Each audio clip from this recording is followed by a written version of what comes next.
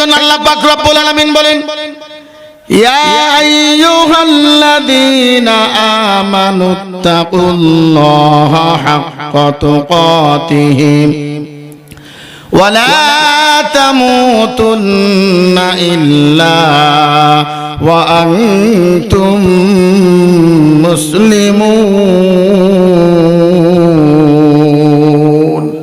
হে ঈমানদারগণ, তোমরা সদা সর্বদা আল্লাহকে ভয় করো, রবরে ভয় করো।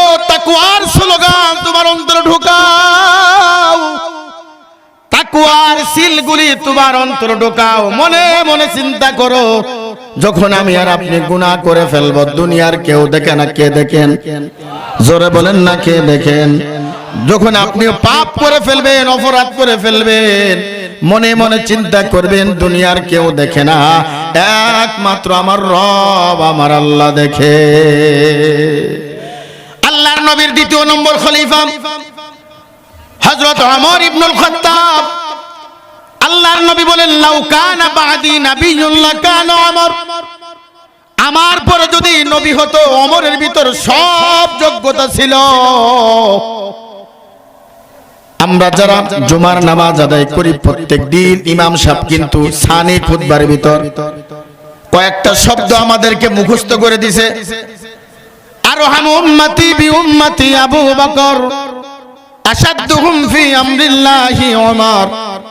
হযরত আবু বকর হলো নরম দিলের সাহাবী, নরম দিলের সাহাবী।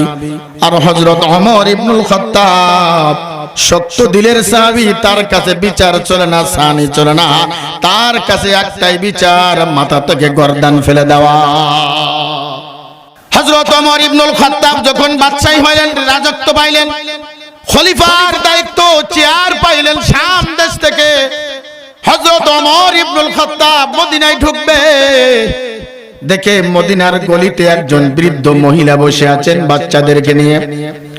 হযরত ওমর জিজ্ঞাসা করলেন, মা তোমার বাড়ি কোথায়? বলল আমার বাড়ি মদিনা থেকে অনেক দূর। বলে কোথায় আছো? বলল এই মদিনায় আছি, একজন বাদশা আছে, একজন খলিফা আছে, তার নাম ওমর। ওমরের কাছে আসছে কিছু সাহায্যের জন্য, কিন্তু এখনো পর্যন্ত ওমর আমাদের কাছে কোনো খাবার পাঠাই না। হযরত ওমর কোনো পরিচয় দিলেন না। ওমর থমকে দাঁড়িয়ে গেলেন, মনে হচ্ছে আসমান ভেঙে তার মাথায়। ও নেত্রকোনার যুবক, আমরা কিছু ক্ষমতা পাইলে, আমরা কিছু পাওয়ার পাইলে আমরা হাদামগিরি দেখাই, আমরা মানুষের উপর অত্যাচারী করা শেখাই, মানুষের জুলুম করি, মানুষের উপর আঘাত করি, মিথ্যা মামলা দিয়ে টাকা নিয়ে কথা বলেন, ঠিক কিনা? অর্ধ জগতের বাদশা হযরত ওমর ইবনুল খাত্তাব মনে হচ্ছে আসমান ভেঙে তার মাথায় পড়েছে, জবাব দিলেন না। আবার জিজ্ঞাসা করে মায়ের কাছে, মা গো তোমার বাচ্চা কান্না করে কিছু খাবার দাও। বলে কোনো খাবার নাই। ওমরের কাছে আসছে খাবার নেওয়ার জন্য। ওমর এখনো পর্যন্ত আমাদের কাছে খাবার পৌঁছায় নাই। আমরা ওমরের কাছে আর খাবার চাইবো না। ওমরের রব, আমার রবের কাছে আমি আমার খাবার চাইবো। হযরত ওমর রাদিয়াল্লাহু তাআলা আনহু দৌড় মেরে চলে গেছেন বাইতুল মালে। বাইতুল মালে যায় বললেন, আসলাম বস্তার ভিতর মাল জিনিস ঢুকাও, বস্তার মুখটা বেঁধে দাও, আমার মাথায় নিয়ে যায়। আসলাম ডাক দে বলে, খলিফা আমি তো বাইতুল মালের খাদেম, আপনি যদি বস্তা নেন মানুষ মন্দ বলবে, মানুষ আমাকে ধমক দিবে, আমার উপর রাগ করবে, বস্তাটা আমার মাথায় উঠাইয়া দাও, আপনি বলেন কোন জায়গায় যাওয়া লাগবে। ওমর বলল, যে দৃশ্য দেখে আসছি, আল্লাহর আদালতে যদি বুড়ি মা মামলা দিয়ে বসে, আমাকে হিসাব দিয়া আল্লাহর আদালত থেকে পার হতে হবে। আল্লাহ পাক রব্বুল আলামিন বলেন, ওয়ালিমান খাফা মাকামা রাব্বিহি জান্নাতান।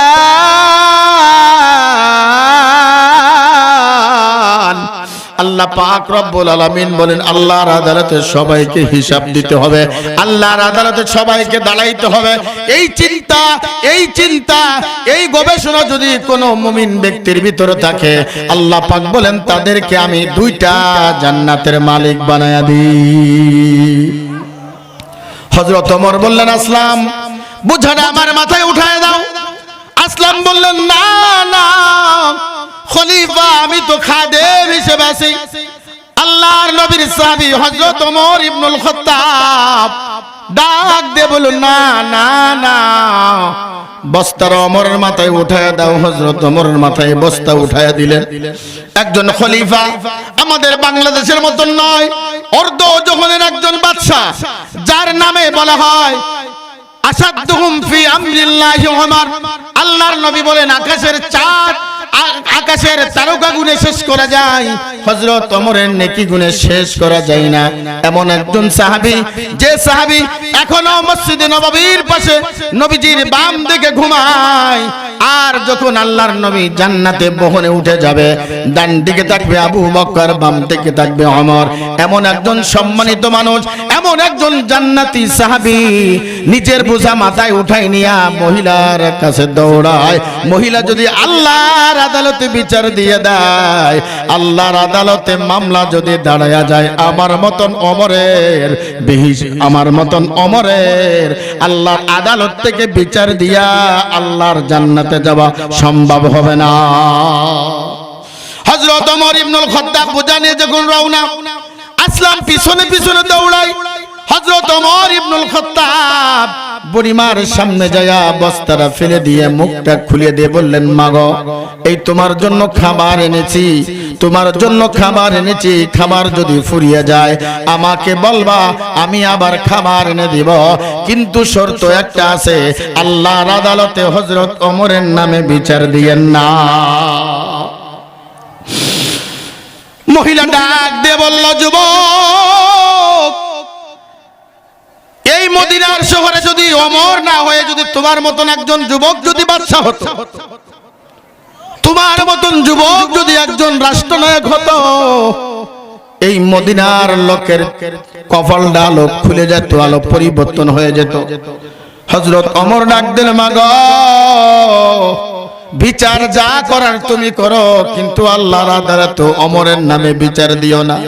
এইবার বুড়িমা ডাক দিয়ে বলে কি যুবক, তুমি তো বড় আশেক ওমরের, ওমরকে তুমি ভালোবাসো বলে হা হা।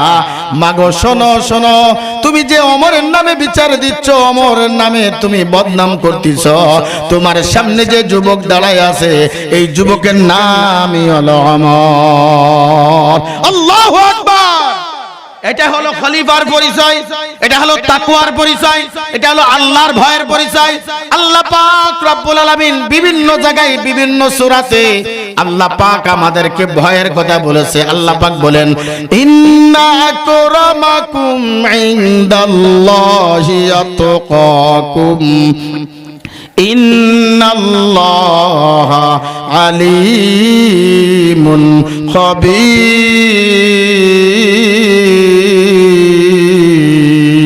খবীর। এ কালামে জিন্দা কুরআনে হাকিম হিকমতে উলা ইয়াজালাসতু কদিম বাখা কুরআ কালামুল্লাহ বসন কদিমাস্তি নয়ন। এই জন্য ভয় করব কার? জোরে বলেন, আওয়াজ করে বলেন, ভয় করব কার? জান্নাতি সাহাবীরা যদি আল্লাহকে এত পরিমাণ ভয় করতে পারে, তোমাকে আমাকে কেমন করে ভয় করতে হবে? আল্লাহর নবী সাল্লাল্লাহু আলাইহি ওয়াসাল্লাম যখন 25 বছর বয়স হলেন, আম্মাজান খাদিজার সঙ্গে যখন বিবাহ হলেন, আল্লাহর নবী সাল্লাল্লাহু আলাইহি ওয়াসাল্লাম যখন আম্মাজান খাদিজার ঘরের ভিতর প্রবেশ করেন, প্রবেশ করার সঙ্গে সঙ্গে সালাম দিলেন, আসসালামু আলাইকুম ওয়া রাহমাতুল্লাহ। ওয়া আলাইকুমুস সালাম ওয়া রাহমাতুল্লাহ বলে দরজা খুলে দিলেন হযরত ফাতিমাতুজ জোহরা রাদিয়াল্লাহু রাদিয়াল্লাহু তাআলা আনহা আল্লাহর নবী সাল্লাল্লাহু আলাইহি ওয়াসাল্লাম তাকায় দেখে ফাতেমার চোখের কুটাই পানি। আল্লাহর নবী প্রশ্ন করে বলেছে, ফাতেমা, দুনিয়ায় সবাই কান্না করলে আমি সহ্য করতে পারি, কিন্তু ফাতেমা তোমার কান্না আমি সহ্য করতে পারি না। ও ফাতেমা, কান্না করো কেন? আম্মা জান কান্দে। হযরত ফাতিমা রাদিয়াল্লাহু তাআলা আনহা ডাক দিয়ে বলেন, বাবা গো, ওই দেখো খাদিজা আম্মা জান কান্না করে। আল্লাহর নবী সাল্লাল্লাহু আলাইহি ওয়াসাল্লাম দেখে খাদিজাতুল কুবরা রাদিয়াল্লাহু তাআলা আনহা দরজা খুলে জান্নাতুল বাকির দিক তাকায়া তাকায়া কান্দে। হযরত আম্মা জান খাদিজা কবর দেখে কান্দে, আল্লাহ, এই কবরে আমার সঙ্গে কেউ যাবে না, আমার মা বাবা ছেলে সন্তান পরিবার কেউ যাবে না, কেউ কিছুই আমার সঙ্গে যাবে না। আমার সঙ্গে যাবে নেক আমল, আমার সঙ্গে যাবে ভালো আমল, আমার সঙ্গে যাবে নেক আমল, আমার সঙ্গে যাবে ভালো আমল। ও দুনিয়ার মহিলারা শোনো, ও নেত্রকোনার মা, ও আমার যুবক, একজন জান্নাতি মহিলা মৌতের আগে যদি কবর দেখে দেখে কান্দে, আমার আপনার উপায় কি? গুনার কথা স্মরণ করিয়া নিজেকে নিজে প্রশ্ন করো, আল্লাহ, আমার মতন পাপী আর কেউ নাই, আমার মতন গুনাহগার আর কেউ নাই। আল্লাহর নবী সাল্লাল্লাহু আলাইহি ওয়াসাল্লাম ডাক দিয়ে বলেন, খাদিজা, কেন কান্না করো, কেন কান্না করো? আল্লাহর নবী সাল্লাল্লাহু আলাইহি ওয়াসাল্লাম এই কথা বলার সঙ্গে সঙ্গে খাদিজা ডাক দিয়ে বলে, ইয়া রাসূলুল্লাহ, ওই কবরে আমার একা একা থাকতে হবে। ওই কবরে যদি জাহান্নামের আগুন ধাউ ধাউ ধাউ ধাউ করে জ্বলে, কে আমার রক্ষা করবে, কে আমারে বাঁচাবে? আল্লাহর নবী বলেন, আল কবরু রাউযাতুম মিন রিয়াজিল জান্নাহ আও হুফরাতুম মিন হুফারিন নার। কারোর কবর হবে জান্নাতের বাগান, আর কারোর কবর হবে জাহান্নামের গর্ত। নেক আমল, ভালো আমল নিয়ে যদি যাইতে পারো, ওই কবর হবে বেহেশতের বাগান। ওয়াল বিসু মিনাল জান্নাহ ওয়াফতাহু লাহু বাবা ইলাল জান্নাহ। আর যদি বদ আমল নিয়ে যাও, গুনাহগার অবস্থায় যদি কবরে যাও, সুদখোর অবস্থায় যদি কবরে যাও, বেপরদা অবস্থায় যদি মারা কবরে যাও, ওই কবরে এমন জোরে চাপ মারবে, ডাইনের মাটি বামে, বামের মাটি ডাইনে, এমন জোরে চাপ মারবে, হাড্ডি গুড়ি মসমস মসমস করে ভিতরে ঢুকিয়া যাবে বাজান। এই জন্য আল্লাহর ভয় নিয়া, আল্লাহর উপরে ভয় করিয়া, তাকওয়া অর্জন করিয়া আল্লাহর কবরে যাও। ওই কবরে সাথী নাই, বাতি নাই, লেপ্তশক নাই, কিছু নাই। ভালো আমল করে যদি কবরে যাইতে পারো, আল্লাহর নবী বলেন ওই কবরটা হবে জান্নাতের টুকরা। ভাইরা আমার, বন্ধুগণ আমার, আল্লাহর নবীর সাহাবী হযরত আবু বকর সিদ্দিক। কে সে আবু বকর? আল্লাহর নবীর সাহাবী, নামাজে দাঁড়াইয়া দাঁড়াইয়া কান্দে, ইন্নাল্লাহা আশতারা মিনাল মুমিনিনা আনফুসাহুম ওয়া আমওয়ালাহুম বিআন্না লাহুমুল জান্নাহ। ও দুনিয়ার বান্দা বান্দিরা শোনো, আল্লাহ পাক রব্বুল আলামিন আমাকে আপনাকে জান্নাত দিয়েছে জান এবং মালের বিনিময়। আমার আল্লাহ যদি হাসরের ময়দানে বলে কি, ও সলিমুল্লাহ, ও আব্দুল্লাহ, ও আব্দুর রহমান, ও মুফতি সাহেব, ও মুহাদ্দিস সাহেব, তোমার ইবাদত আমার কাছে কবুল হয় নাই, তোমার রোজা আমার কাছে কবুল হয় নাই, তোমার নামাজ আমার কাছে কবুল হয় নাই, এও নাও তোমার নামাজ।